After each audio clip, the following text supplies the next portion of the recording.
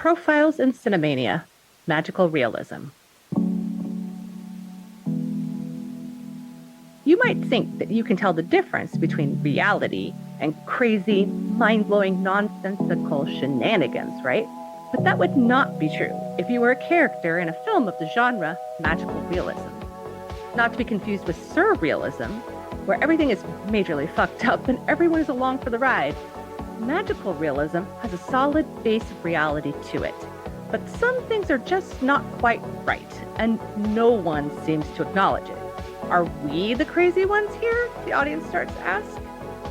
You may have had such thoughts if you watched films such as Pan's Labyrinth, where a young girl runs into freaky, magical creatures constantly. Donnie Darko, where a teen's invisible friend is a terrifying rabbit. Birdman, where an actor speaks regularly with his superhero alter ego. Or like Water for Chocolate, where the cook's emotions literally go into her food. But where did magical realism begin? What we call magical realism actually started in the art world in 1925 among some unusual German painters. This genre, with its face of reality with a hint of insanity, really took off, and soon filmmakers were adding magical touches to their otherwise realistic films.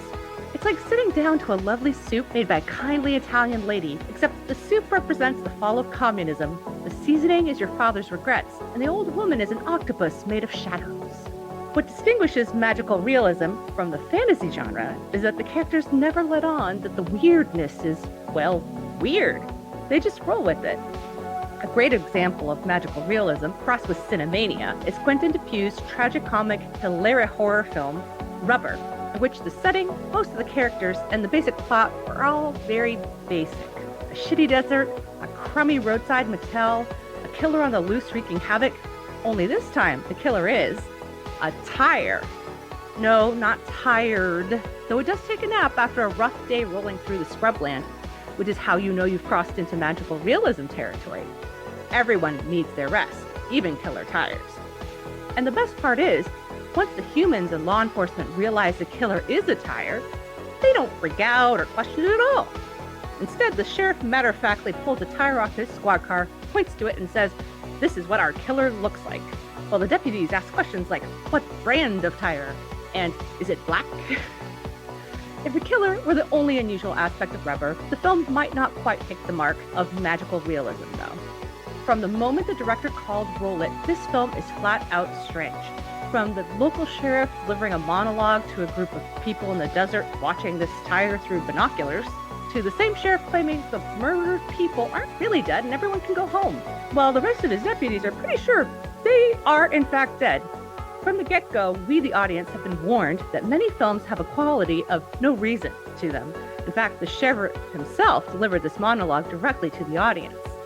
This certainly fits magical realism, where the audience feels like anything can happen at any moment because there doesn't have to be a reason for anything we're watching. Then what about the realistic parts of Rubber? Magical realism does have a base of reality after all. Let's list them, shall we? Inept cops who can't catch the killer? Check. Shitty desert motels? Check. Typical desert fauna and wildlife? Check.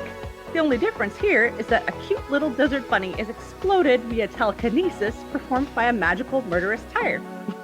But its furry little self and desert habitat were utterly unremarkable. There is, however, another aspect of magical realism which had a large part in its early success: political and social commentary. In Pan's Labyrinth, the creatures represent the horror of the Spanish Civil War and the Franquistas. In Birdman, the superhero alter ego represents a failed theatrical actor's insecurity. The magical elements allow for a nuanced exploration of deep themes like death, love, and humanity. In addition to allowing filmmakers to expand their visions beyond the ordinary, keeping a distance from reality can be a matter of safety too for these filmmakers. In repressive regimes where political ideas are extremely regulated, the only way to express your thoughts freely is in the realm of the fantastical. It's no coincidence that magical realist cinema has often found its deepest roots under these regimes. Often magical realism goes hand in hand with communist governments that would never permit the open exploration of dangerous ideas. Make it magical, though, and it's harder to be accused of saying things that are uncomfortably real. No one would ever call Rubber a political film, but inside its silly horror movie plot, it actually has some great social commentary about the art of making and watching movies.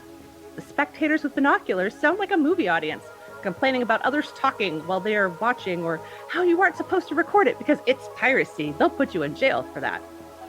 Later on, a spectator goes right up to the sheriff and complains about poor plotting in the sheriff's attempt to finally destroy the tire. Afterward, this same spectator has his head exploded by our killer. Harsh. It's clear Depew doesn't think much of audience criticism. The actors and crew in this film also receive their own commentary. The sheriff at one point, after he thinks all of his spectators have been murdered, tells the deputies and other town folk, "We are stopping now. It's over. Go home." Like some exhausted first AD who just wants to call it a wrap. Or a cocaine-addled producer who wants people to stop asking where all the budget has gone. Perhaps a little true to life for the director of this film. Magical realism can be groundbreaking, like in Crouching Tiger, Hidden Dragon, where a whole new type of action film was born. It can be funny, like being John Malkovich or Amélie, to make viewers laugh at absurdity or chuckle at strange coincidences. It can even reveal the deep psychology of a character, as it does in Black Swan, with Nina's character who stabs her rival, but in reality it's herself.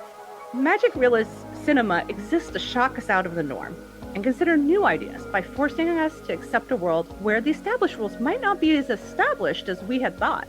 And isn't that also the fundamental goal of all politics, especially when it comes to revolutionary thinking? However, magical realism doesn't have to be any of those things. It may just be a way for viewers to enjoy a film about a murderous tire and leave the theater a bit confused, yet satisfied in some way that isn't easy to quantify. After all, life doesn't always make sense, does it? Sometimes there really is no reason. This has been another profile in Cinemania. This episode was written and performed by Andrea Palladino. Mixing, mastering, and sound design by Ethan Ireland. Music by Carl Casey at White Bat Audio. Profiles in Cinemania is a product of the Cinemania Society, LLC.